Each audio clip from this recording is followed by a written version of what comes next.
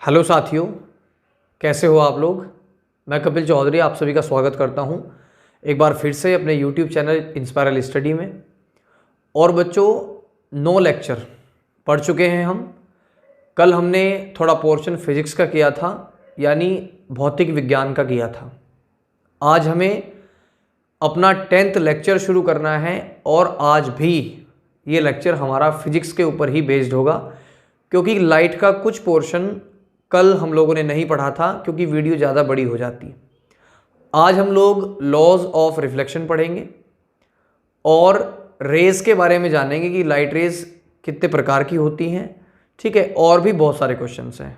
और बच्चों आज मैं आप लोगों को बता दूं कि मेरी थोड़ी तबीयत डाउन है, तो आज कुछ कम क्वेश्चंस ही हम लोग करेंगे, यानी वीडियो आज छोटी होने वाली है, या फिर अगर वीडियो बड़ी भी हुई तो अच्छी एक्सप्लेनेशन आप लोगों को मिलेगी। तो आइए शुरू करते हैं। जहाँ से कल ख़त्म किया था आज वहीं से शुरू करेंगे। यानी कल हमने आपको प्रकाश का परावर्तन बताया था और आज हम आप लोगों को बताने वाले हैं परावर्तन के नियम, ठीक है। देखो बच्चों, आपके सामने लॉ ऑफ रिफ्लेक्शन का एक रे डायग्राम्स को कह सकते हैं हम, वो बना हुआ है, ठीक है। हमने यहाँ पर कुछ रेज या फिर कह सकते हैं एक रे हमने इस पे डाल करके, यानी प्लेन मिरर पे डाल करके आपको दिखाई है, ठीक है। जिसमें आप लोगों का इंसिडेंट रे ये वाला, आपका रिफ्लेक्टेड रे, आपका नॉर्मल, आपका एंगल ऑफ रिफ्लेक्शन यानी परावर्तन कोण, एंगल ऑफ इंसिडेंस और पॉइंट ऑफ इंसिडेंस हमने पढ़ा है, ठीक है। सिंपल सी बात है कि अगर लॉ ऑफ रिफ्लेक्शन को हम इस तरीके से रिप्रेजेंट कर रहे हैं तो सिंपल सी बात है कि इसी के अंदर से हमारे दोनों नियम निकलेंगे। मैं आप लोगों को बता दूं कि रिफ्लेक्शन के 2 नियम होते हैं, 2 लॉज हैं, ठीक है, जिन पे आपका पूरा रिफ्लेक्शन काम करता है, ठीक है। तो वो 2 लॉज कौन कौन से हैं। देखिए, सबसे पहली बात मैं आप लोगों को बताना चाहूँगा कि पहला नियम क्या है, ठीक है। पहले नियम में क्या बोला था कि आपका जो इंसिडेंट रे है, यानी आपकी जो आपतित किरण है, ठीक है, और आपकी जो नॉर्मल है, ठीक है, और आपका जो रिफ्लेक्टेड रे है, ठीक है, ये तीनों जो रे हैं आपकी, और यहाँ पर आपका जो पॉइंट ऑफ इंसिडेंस है, तो यहाँ पर जो इंसिडेंट रे और आपकी रिफ्लेक्टेड रे है वो सेम प्लेन पर लाई करेगा, ठीक है। यानी अगर मैं आप लोगों को कहूँ कि यहाँ से कोई रे आती है तो वो ऐसे रे आकर के और ऐसे ही जाएगी, ठीक है। क्लियर है, क्या करेगी, ऐसे रे आएगी और ऐसे ही जाएगी, ठीक है। क्लियर, ऐसे जा करके वो ऐसे नहीं भागेगी, ऐसे जा करके वो ऐसे नहीं भागेगी। क्लियर है बच्चों, यानी अगर रे ऐसे आ रही है, ऐसे आई रे तो ऐसे ही जाएगी, ठीक है। यानी अगर ऐसे आई तो ऐसे नहीं जाने वाली, ठीक है, या फिर ऐसे आई तो ऐसे नहीं जाने वाली, ठीक है। रिफ्लेक्टेड तो होगी, रिफ्लेक्शन तो जरूर आएगा, लेकिन ऐसे अगर रे आ रही है बिल्कुल ऐसे इस तरीके से आ रही है, रिफ्लेक्ट होकर के आपकी इसी तरीके से जाएगी, ठीक है। तो यानी कहने का मतलब ये है कि आपकी इंसिडेंट रे और रिफ्लेक्टेड रे और आपकी नॉर्मल ये सभी सेम प्लेन पर लाई करते हैं, ठीक है, सेम प्लेन पर लाई करते हैं। अब बात करते हैं दूसरे नियम की, ठीक है। दूसरा नियम क्या होगा। पहली चीज के यहाँ पर जो आपका रूल है लॉ नंबर 2, मान लीजिए यहाँ से आपकी रे आ रही है जो आपको दिखाई दे रही है, यहाँ पर पॉइंट ऑफ इंसिडेंस है, ठीक है। उसके बाद यहाँ से ये रिफ्लेक्ट हो गई यहाँ तक, ठीक है। तो इनके बीच में जो यहाँ पर स्पेस बनता है नॉर्मल के और इंसिडेंट रे के बीच में, ये जो एंगल बनता है आपका, ये एंगल, और रिफ्लेक्टेड रे और नॉर्मल के बीच में जो एंगल बनता है आपका, ये एंगल, यानी हमने कल भी डिस्कशन किया था इसको कि angle I is equal to angle R, यानी हमेशा जितना एंगल I होगा उतना ही एंगल R होगा, ठीक है। एक सिंपल सी बात मैं आप लोगों को बताऊं कि अगर मेरा एंगल I 45 डिग्री सेल्सियस है, देन मेरा एंगल R भी 45 डिग्री सेल्सियस ही होगा, ठीक है।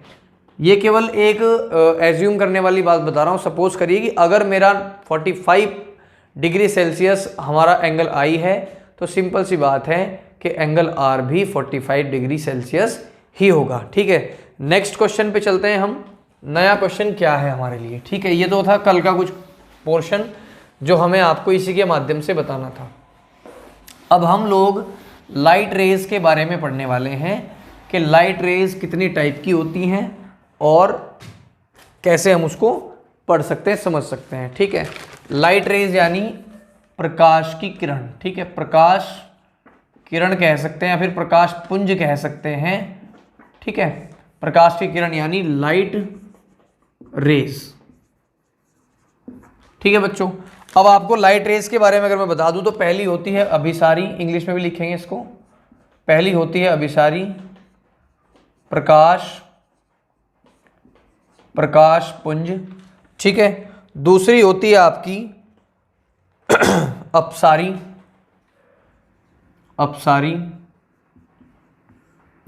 ठीक है, और तीसरी होती है आपकी समांतर। ठीक है, पहली होती है आपकी कन्वर्जेंट। ठीक है, कन्वर्जेंट रे। ये होती है आपकी डाइवर्जेंट रे।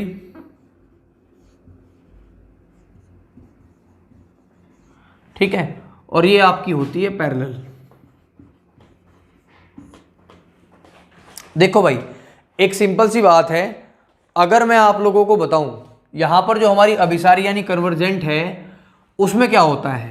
पहली चीज तो पैरेलल को देख लेते हैं। देखिए, जब कोई रेज आपकी समांतर रूप से यानी एक ही दिशा में जा रही हो और दोनों के बीच में इक्वल कह सकते हैं डिस्टेंस हो, यानी दोनों पैरेलल जा रही हो, आप लोगों ने पैरेलल पढ़ा भी है, मैथ्स में आप लोग पढ़ते हैं। अगर इस तरीके से आपकी रेज ट्रेवल कर रही हैं तो ये पैरेलल होती हैं।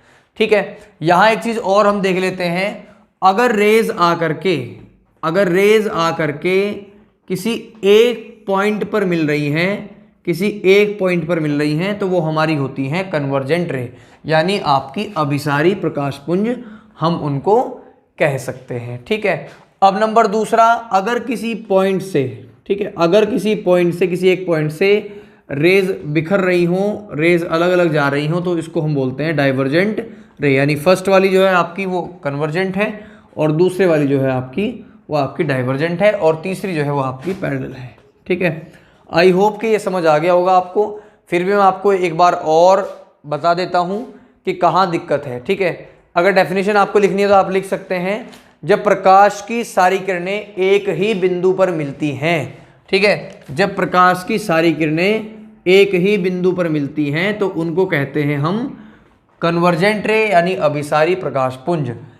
जब किसी बिंदु से बहुत सारी रेखाएं निकलती हैं उनको हम कहते हैं डाइवर्जेंट रे। ठीक है, यानी ये कह सकते हैं कि जब प्रकाश की समस्त किरणें एक ही बिंदु से आती हुई प्रतीत होती हैं, ठीक है, या एक ही बिंदु से आती हुई हमें दिखती हैं, तो उसको कहते हैं हम डाइवर्जेंट रे। ठीक है बच्चों, नेक्स्ट वाला पॉइंट है जो आपका, यानी जब प्रकाश की समस्त किरणें एक दूसरे के समांतर होती हैं या फिर पैरेलल होती हैं, उनको हम क्या कहते हैं, आपकी पैरेलल रेज। ठीक है, क्लियर बच्चों। तो आज कुछ इतना ही पोर्शन था मेरे पास, मैंने आप लोगों को लॉज तो बता दिए हैं। ठीक है बच्चों, आज मेरी तबीयत थोड़ी ख़राब है, आप लोग समझिए, तो ज़्यादा टाइम मैं नहीं दे पाऊंगा आप लोगों को। ठीक है बच्चों, तो आज मेरा जो मेन मकसद था वो लॉ ऑफ रिफ्लेक्शन था। ठीक है, लॉ ऑफ रिफ्लेक्शन में पहला जो रूल है, जो पहला लॉ है वो ये है कि सारी जो भी इंसिडेंट है रिफ्लेक्टेड रे वो सारी सेम प्लेन पर लाई करती हैं, मतलब पड़ती हैं। ठीक है, दूसरा था angle I is always equal to angle R, यानी जितना एंगल I होगा अगर रिफ्लेक्शन हो रहा है प्लेन मिरर पे, ठीक है ना, तो आपका जितना एंगल I होगा उतना ही एंगल R होगा। ठीक है, उसके बाद जो आपकी कन्वर्जेंट रे और आपकी डाइवर्जेंट और आपकी पैरेलल रेज है वो कुछ इस तरीके से आपको देखने को मिलती है। मैंने स्पेलिंग गलत कर दी, इसको सही कर लेना आप। ठीक, अब शायद ये सही हो गई होगी। ठीक है, कोई बात नहीं, हो जाता है कभी कभार। तो कन्वर्जेंट जो है आपकी, यानी जब किरणें एक ही बिंदु पर आकर के मिले तो कन्वर्जेंट है, और एक बिंदु से निकलती हुई अगर प्रतीत हो तो आपकी क्या है, डाइवर्जेंट है, और आपकी अगर एक दूसरे के समांतर हो तो आपकी कौन सी होती है, आपकी पैरेलल रेज ऑफ लाइट होती हैं। आज की वीडियो बच्चों कैसी लगी? आज वो एनर्जी लेवल नहीं है, आप लोग समझ के चलिएगा। तो वीडियो को लाइक करिए, शेयर करिए, कमेंट करिए, और ये डेली अगर हम कहते हैं तो अच्छी बात नहीं है, आप लोग खुद से भी करिए। ठीक है, अगर आप दिल से चाहते हैं तो कि आपका चैनल इंस्पायरल स्टडी थोड़ा और ग्रो करे। धन्यवाद। जय हिंद, जय भारत।